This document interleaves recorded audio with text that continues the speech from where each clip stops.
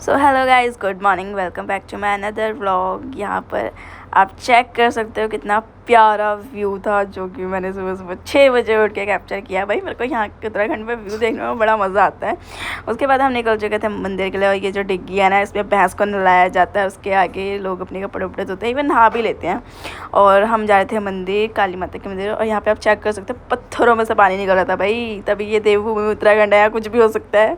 उसके बाद यहाँ पे कल हम जा रहे थे मंदिर में। यहाँ पे रास्ते इतने खतरनाक थे ना, एक तो डर भी लगता है पर मज़ा बहुत आता है। उसके बाद हम पहुँच गए थे मंदिर, हमने पूजा वगैरह करी काली माता के मंदिर में। फिर हम ऊपर चले गए थे शिव जी के मंदिर पे, फिर वहाँ पे पूजा करने लग गए थे हम। और यहाँ पे ना एक झरना बह रहा था जो कितना मस्त था ना, उसकी आवाज़ इतनी प्यारी आवाज़ आ रही थी पानी की। और मैंने पर्सनली इसे कैप्चर करा क्योंकि मुझे पानी से बहुत प्यार है भाई। और मेरे को लाइक ऐसे झरने वगैरह बहते हैं ना तो मुझे बहुत अच्छे लगते हैं। फिर उसके बाद हम चले गए थे ऊपर की साइड, मंदिर की साइड। मम्मी लोग पहले पहुंच गए थे, मैं व्यू कैप्चर कर रही थी। फिर इन लोगों ने यहाँ पे सफाई वगैरह करी और मैक्स तो इधर से उधर घूम रहा था क्योंकि तो उसे सब कुछ खुला खुला दिखाई दे रहा था।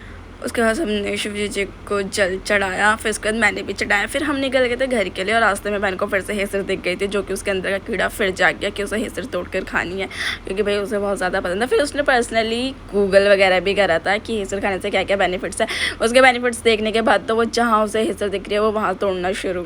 फिर इसके बाद हम दूसरी माता के मंदिर पर चले गए थे। ऐसा कहते हैं कि वहाँ से आने के बाद इनके पास भी जाना ज़रूरी है क्योंकि ये इनकी छोटी बहन है। तो फिर हम वहाँ पर चले गए थे। उसके बाद फिर वहाँ से आने के बाद यहाँ पे मैं मामा को कहती, मामा आप ना साइड साइड से गंजे हो गए। तो ना मेरे को मेरी शादी पे जो नथ होती है वो ना बड़ी चाहिए, तो अच्छा खासा पैसा दे देना मुझे नथ बनाने के लिए। तो मामा अपने सर पे हाथ फेरने लग गए।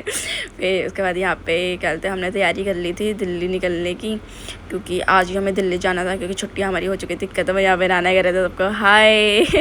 फिर बहन ने नाना को पैसे वगैरह दिए, नाना लो आपका खर्चा आप भी है याद रखोगे। मजाक कर रही हूँ। फिर उसके बाद हम निकल गए थे ऊपर निकलते रोड पे हमने गाड़ी वगैरह खड़ी कर रखी थी। तो पापा गाड़ी लेके आए, थोड़ी दूर खड़ी कर थे क्योंकि वहाँ पे जगह नहीं थी लगाने की। फिर यहाँ पे पता नहीं किसी की शादी हो रही थी, किसी की फील्डिंग सेट हो रही थी। फिर हम निकल गए थे दिल्ली के लिए। फिर काफ़ी देर बाद हम रुक गए थे किसी होटल में खाना खाने के लिए क्योंकि बहुत भूख लग रही थी। रास्ते में निकलते हैं, होटल्स नहीं थे, बहुत दूर दूर होटल होते हैं उत्तराखंड में तो आपको पता ही है। और ये फिर से एक प्यारा सा व्यू मुझे मिल गया था कैप्चर करने के लिए ऋषिकेश का। फिर मैंने फटाफट से वो कैप्चर करा। भाई यहाँ के व्यू ही इतने अच्छे हैं कि मेरा मन करता है बस व्यू ही कैप्चर करते रहो। फिर उसके बाद हम इस बार ना दूसरे रास्ते से जा रहे थे क्योंकि बहुत ट्रैफिक था इस वजह से। फिर हमने दूसरा रास्ता ले लिया था, हम ऋषिकेश होते हुए नहीं गए, हम देहरादून होते हुए गए। और इस बीच में सो गई थी भाई, बहुत तगड़े वाला वाकई में थकी हुई थी। फिर मेरी आँख खुली रात को 7-8 बजे करीब जब हम हरिद्वार पहुंच गए थे। फिर उसके बाद मम्मी पापा और बहन चले गए थे नहाने के लिए दोबारा से हरिद्वार में। और इस बार भी मैं नहीं नहाई, पता नहीं क्यों नहीं नहाई, वैसे मेरा मन था नहाने का।